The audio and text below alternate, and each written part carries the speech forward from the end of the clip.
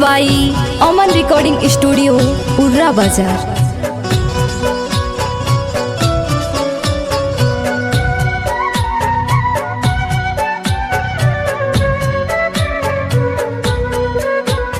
नवा दिन रहलु माई हमनी के संगही, नवा दिन रहलु माई हमनी के संगही। कौन भइल हमनी से कुसूर हो, हाँ कौन भइल हमनी से कुसूर हो। काहे जाताड़ू अखिया से दूर हो, काहे जाताड़ू अखिया से दूर हो।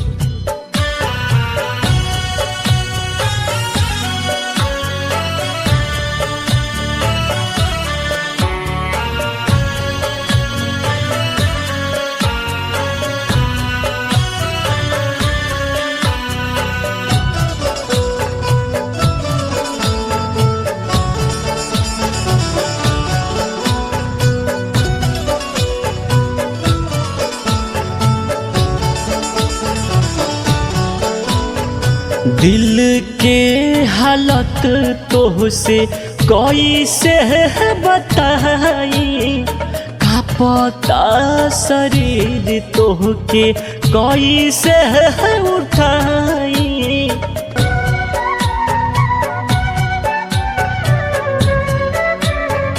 हाँ हाँ दिल के हालत तोहसे कैसे बताई, का पता शरीर तोहके कैसे उठाई। हमारी नागरिया तू रहलू मयरिया, सोची सोची गिरता पेलोज हो, हाँ सोची सोची गिरता पेलोज हो।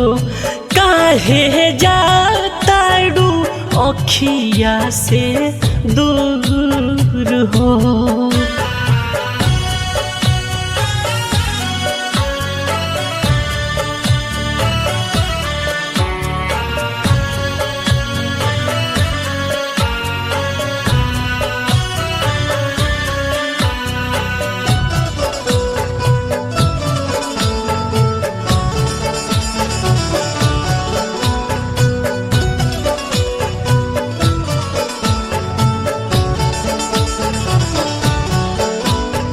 धन के गरीब बानी मन के अमीर माँ, चुनरी चढ़ाइब तोहके आई के करीब माँ।